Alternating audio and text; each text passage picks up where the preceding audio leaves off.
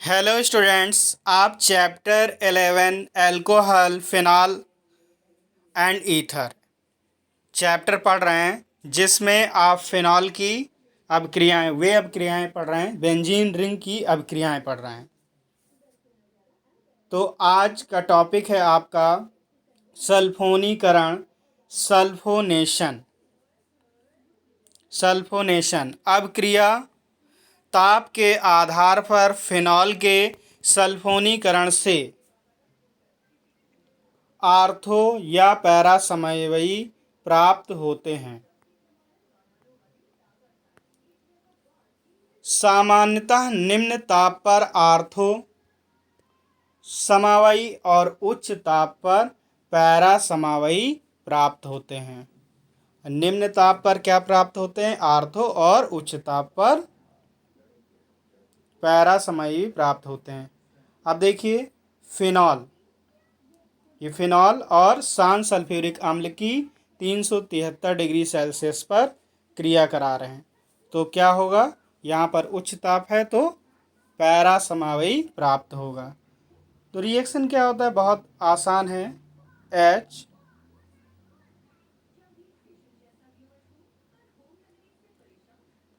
अब H2SO4 को हम ऐसे तोड़ सकते हैं, या इसको नीचे दिखा दें।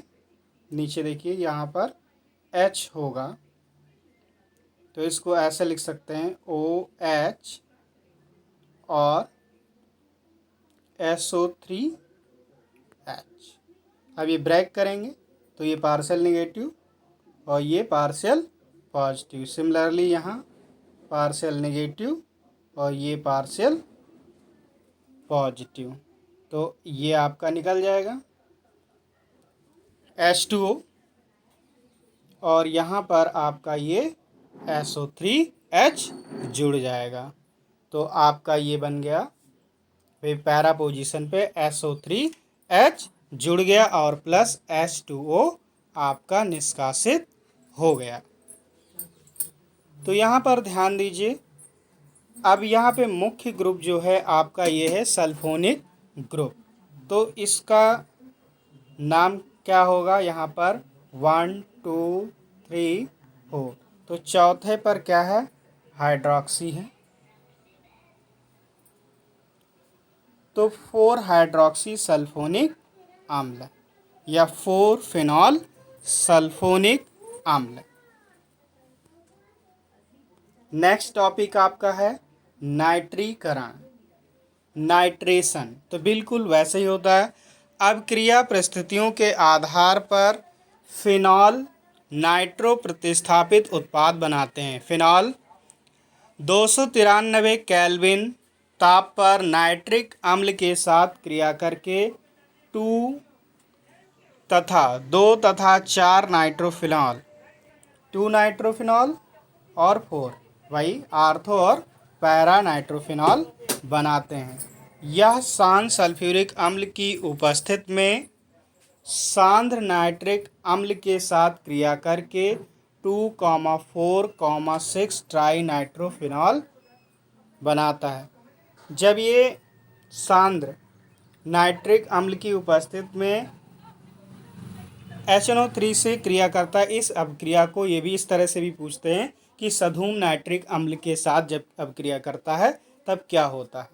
तो इसका मतलब यही है कि ये शांत सल्फ्यूरिक अम्ल की उपस्थिति में नाइट्रिक अम्ल के साथ क्रिया करता है। तो पहला आपको देखना है नाइट्रिक अम्ल के साथ क्रिया, तो बिल्कुल वैसे ही है। यहाँ पर HNO3 को लिख सकते हैं OH अलग कर लें और NO2, तो ये ब्रेक करेंगे नेगेटिव और ये पॉजिटिव, तो पैरा पोजीशन और आर्थो पोजीशन। तो यहाँ पर H2O निकल जाएगा और उसके प्लेस पे NO2 जुड़ जाएगा। तो क्या है आपका? आर्थो पोजीशन पे जुड़ा तो 2 नाइट्रोफिनॉल और पैरा पोजीशन पे जुड़ा तो 4 नाइट्रोफिनॉल आपका बन जाता है।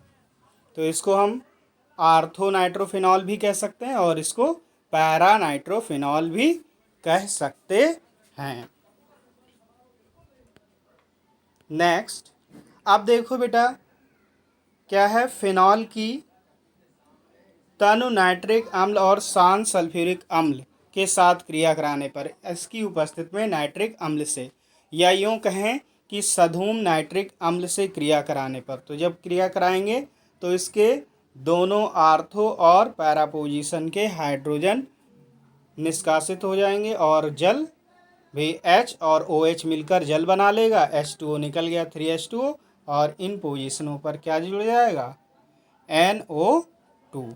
तो यहाँ पर देखिए भाई 1 2 3 4 5 6, तो 2 पोजीशन पे, 4 पोजीशन पे और 6 पोजीशन पे नाइट्रो ग्रुप जुड़ा हुआ है।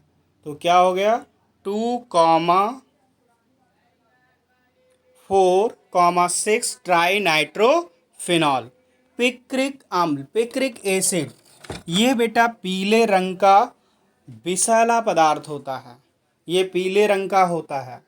ये जो प्राप्त हो रहा है पिक्रिक अम्ल ट्राई नाइट्रोफिनॉल, ये इसका रंग जो होता है पीला होता है और ये विषैला होता है, इसकी प्रकृति विषैली होती है। नेक्स्ट, अब आप नेक्स्ट रिएक्शन देखेंगे, फ्रीडल क्राफ्ट एसिलीकरण, ये नियमिंग रिएक्शन है, फ्रीडल क्राफ्ट एल्काइनेशन। तो फिनॉलों की निर्जल एल्युमिनियम ट्राइक्लोराइड की उपस्थिति में एल्किल हैलाइडों से क्रिया कराने पर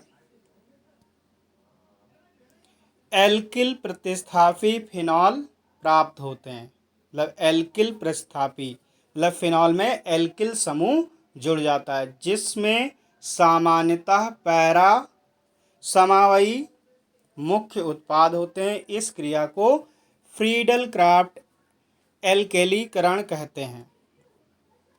और फ्रीडल क्राफ्ट में जो है एसाइल ग्रुप से भी होता है, यहाँ पर CH3COCl, ये ग्रुप अगर जुड़ता है तो ये भी एसाइल ग्रुप होता है। तो यहाँ पर ये एल्किल ग्रुप केवल प्रतिस्थापी हो रहा है, ये तो दोनों अभिक्रिया जो है फ्रीडल क्राफ्ट होती है। तो यहाँ पर केवल आपको एल्किल हैलाइड से बताया गया है कि एल्किल हैलाइड।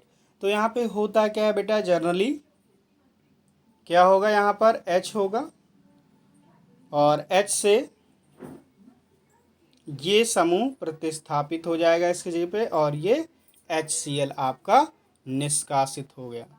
ये कब होता है, निर्जल एल्युमिनियम ट्राई क्लोराइड की उपस्थिति में। तो कौन सा आपका आर्थो और पैरा प्रोडक्ट बनेंगे, तो आर्थो किरोसॉल हो गया, इसको बोलते हैं आर्थो किरोसॉल, और ये पैरा पोजीशन पे जुड़ा तो पैरा किरोसॉल। तो इस अभिक्रिया को फ्रीडल क्राफ्ट अभिक्रिया कहते हैं। तो आज के लिए इतना ही। ये टॉपिक अच्छे से तैयार कीजिए और इससे संबंधित रिएक्शंस की प्रैक्टिस कीजिए।